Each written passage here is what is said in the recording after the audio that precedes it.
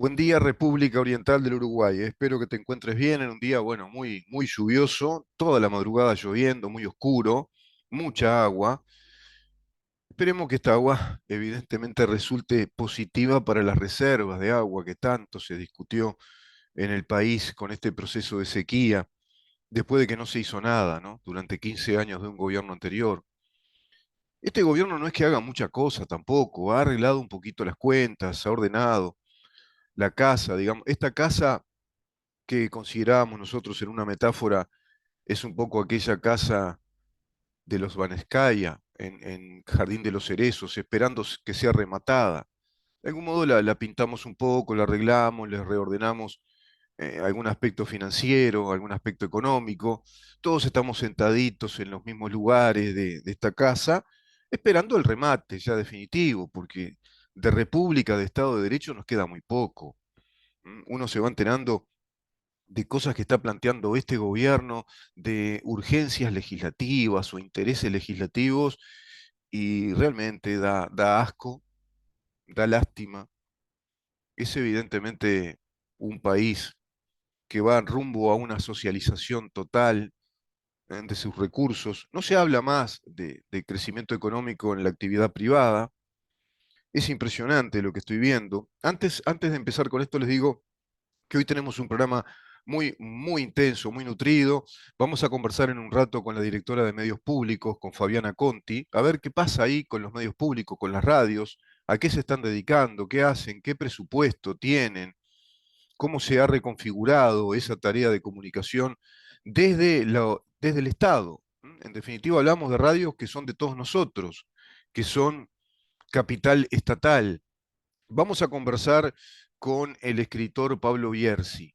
Ustedes lo conocen, es un investigador, un escritor de alto nivel en el país, con una bibliografía impresionante, y vamos a hablar de La Sociedad de la Nieve, ese libro que él, bueno, escribió y escribió con mucho sentimiento, con mucha pasión, le tocó muy de cerca, que es la tragedia de los Andes, dado que precisamente él es amigo de muchos de los sobrevivientes, pero también de los muertos, lamentablemente. Vamos a conversar con él de ese libro que se convierte en película, que va a ser el cierre del Festival de Venecia, nada más y nada menos. Ese film que se considera va a ser la gran producción de Latinoamérica, la gran película desde Latinoamérica, es en este caso uruguaya, de un autor uruguayo, desde un libro de un escritor uruguayo como es Pablo Bierzi, quien nos honra con su presencia, con su amistad ya y con su abierta disponibilidad, bueno, a compartir sus actividades con este programa. Así que desde ya le agradezco al señor Pablo Bierzi, que podemos decir ya al amigo del programa, Pablo Bierzi.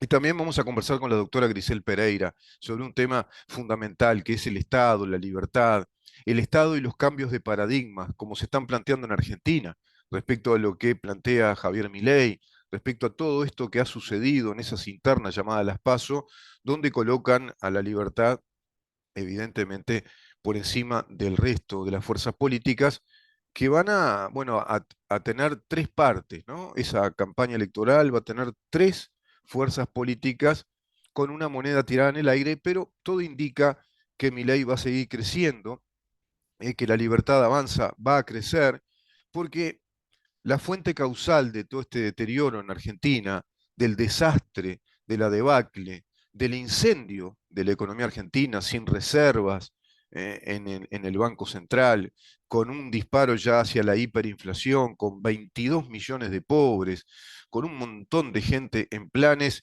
y de planeros y de, digamos, corruptos empresarios que manejan cajas impresionantes de dinero para esas subvenciones o esos subsidios a millones de argentinos, con 6 millones de indigentes.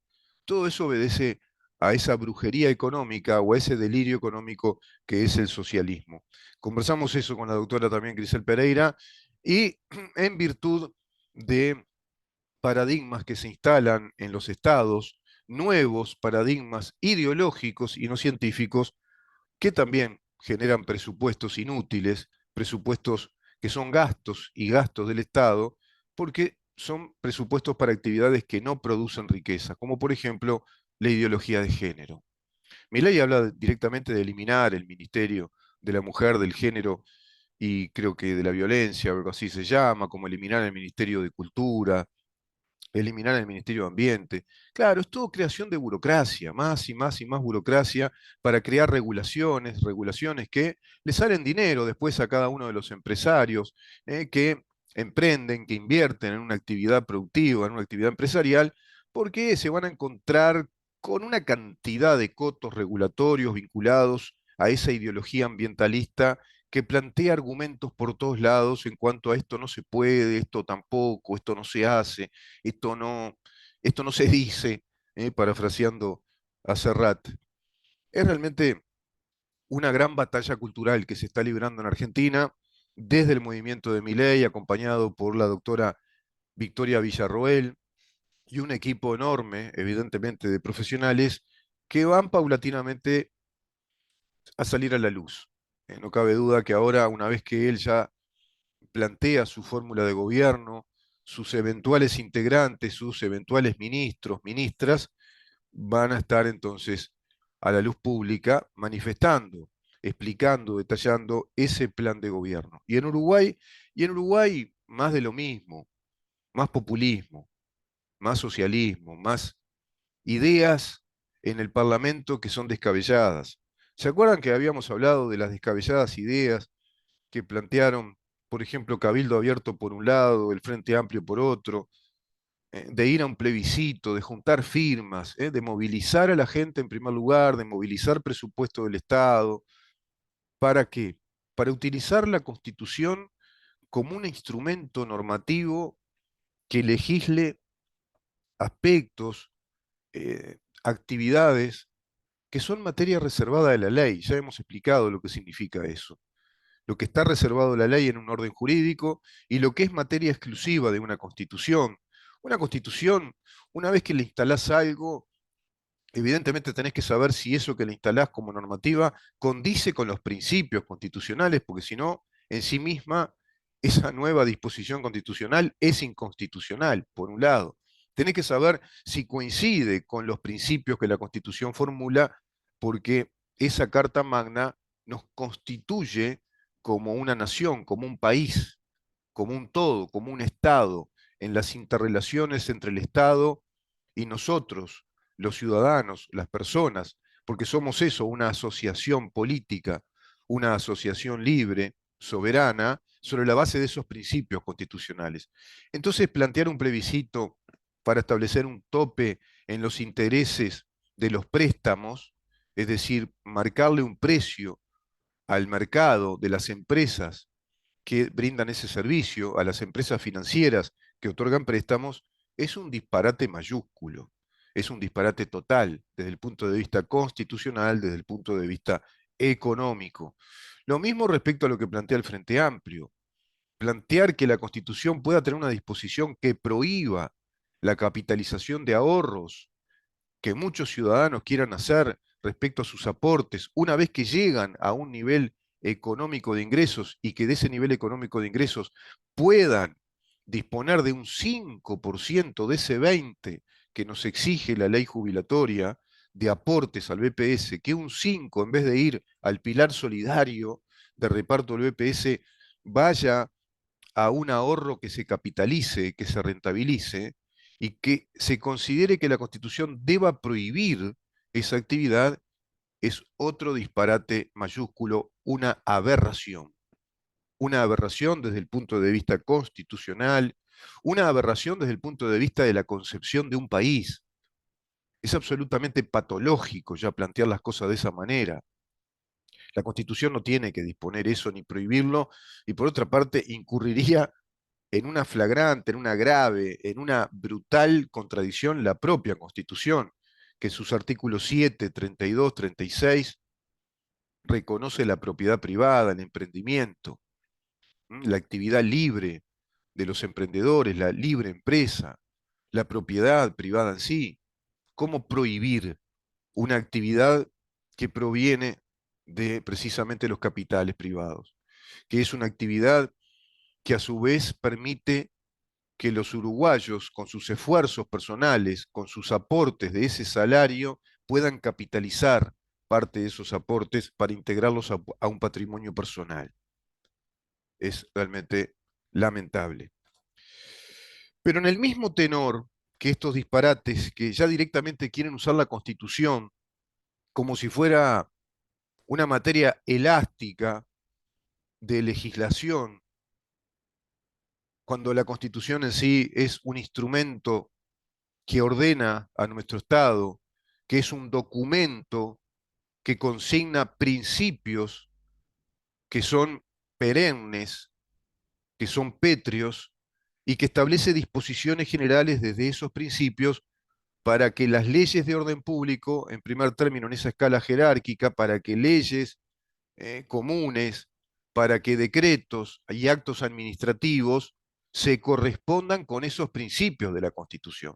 La Constitución no está concebida por el constituyente para que se le agreguen artículos que legislen actividades que son materia reservada de la ley.